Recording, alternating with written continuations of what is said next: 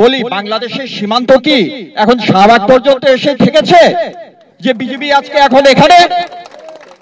আমরা তীব্র নিন্দা জানাই এবং প্রতিবাদ জানাই এবং তাদেরকে প্রত্যাহার করার দাবি জানাই। ছাত্ররা যে কাজটা করেছেন সেটা হয়েছে মুক্তিযুদ্ধের বয়ানটাকে তারা নিজেদের দখলে নিয়ে নিয়েছেন। মুক্তিযুদ্ধকে বেদখল হয়ে গিয়েছিল, তার বয়ানটা বেদখল হয়ে গিয়েছিল, তারা নিজেদের দখলে নিয়ে নিয়েছেন। এটা একটা বিরাট অর্জন এবং আমার বিশ্বাস 52 ভাষা আন্দোলন তার যেরকম একটা রাজনৈতিক ফলাফল ছিল অতি উচ্চ পর্যায়ে, এবারের এই আন্দোলনের ফলাফল একই রকম হবে না, কিন্তু তার একটা সুদূর প্রসারী প্রভাব এখানে কিন্তু ঘটবে। এটা কিন্তু ঘটতে বাধ্য। যে ছেলেমেয়েরা 2018 সালে কোটা আন্দোলন করেছেন বা তার আগে নিরাপদ সড়ক আন্দোলন করেছেন, সেই বাচ্চারা স্কুলে এবং কলেজে পড়তো, তারা এখন বিশ্ববিদ্যালয়ে এসে ঢুকেছে এবং তার কারণে আজকে প্রতিবাদের ধরন, আন্দোলনের ধরন, সংগ্রামের রূপ, তেজ এবং শক্তি বদলে গিয়েছে। কণ্ঠস্বর আপনারা শুনেন, আমাদের মেয়েরা কি ভাষায় কথা বলছে।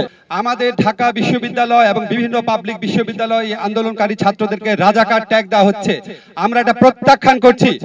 আমাদের ঢাকা বিশ্ববিদ্যালয় বা পাবলিক বিশ্ববিদ্যালয় কোনো ছাত্র রাজাকার না।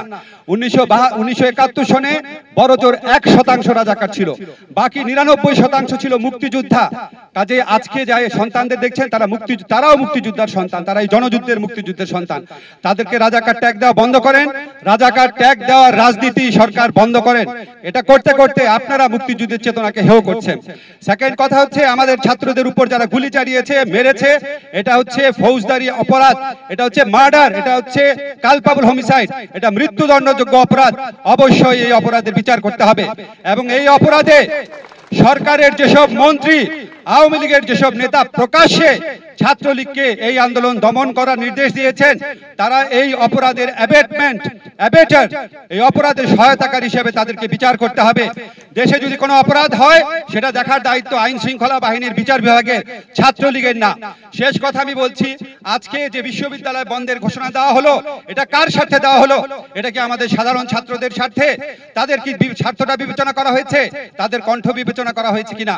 আজকে আমরা শুনেছি 6টার সময় হল ভ্যাকেট করার সিদ্ধান্ত এসেছে। আমরা স্পষ্ট ভাষায় বলতে চাই, হল ছাত্ররা ভ্যাকেট করুক আর না করুক, এটা তাদের সিদ্ধান্ত। হলে বা অন্য কোথাও তাদের উপর আর কোনো নির্যাতন আমরা সহ্য করব না।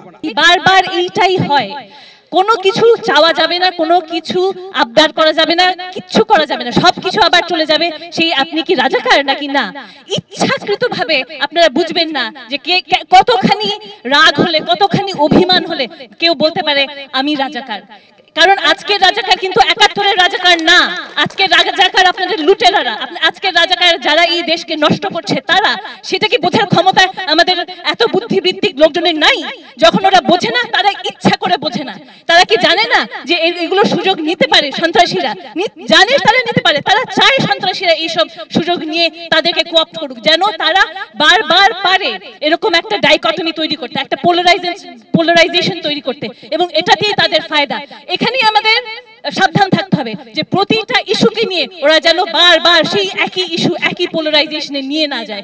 বিশ্ববিদ্যালয় বন্ধের যে সিদ্ধান্ত সেটা মানছেন না, আমরা মনে করি বিশ্ববিদ্যালয় বন্ধের এই সিদ্ধান্ত মানার কোনো কারণ নাই এবং এই বিশ্ববিদ্যালয় বন্ধ না করে বরং যেহেতু আমরা বুঝতে পারি কেন বিশ্ববিদ্যালয় শিক্ষা আপনারা বন্ধ করতে চাচ্ছেন, কারণ হলে হলে সাধারণ শিক্ষার্থীরা ছাত্রলীগ বের করে দিয়েছে। সুতরাং এই কারণে আপনারা এখন বিশ্ববিদ্যালয় বন্ধ করতে চান। এই সিদ্ধান্তের পক্ষে থাকার কোনো উপায় আমাদের নাই।